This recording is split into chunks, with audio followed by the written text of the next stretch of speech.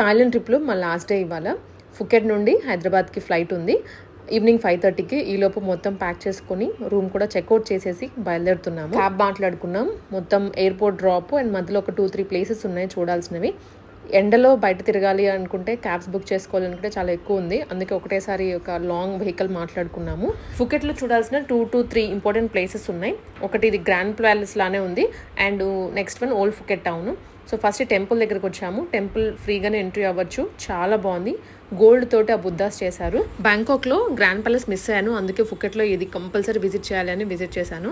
చాలా బాగుంది. 2-3 ఫ్లోర్స్ ఎక్కి వ్యూ ఫుకెట్ మొత్తం సిటీ చూడొచ్చు.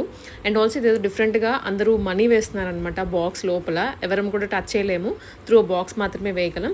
అండ్ టెంపుల్ బయట మనకి ఎలా అయితే షాప్స్ ఉంటాయో ఇక్కడ కూడా ఉన్నాయి. ఒక లోకల్ డ్రెస్సెస్ కానీ అండ్ హ్యాట్స్ ఇవన్నీ షాప్ చేసుకోవచ్చు. కంప్లీట్ థాయిలాండ్ యొక్క కల్చర్ ఇక్కడ మనకి ఎగ్జిబిట్ అవుతుంది డ్రెస్సెస్లో కూడా.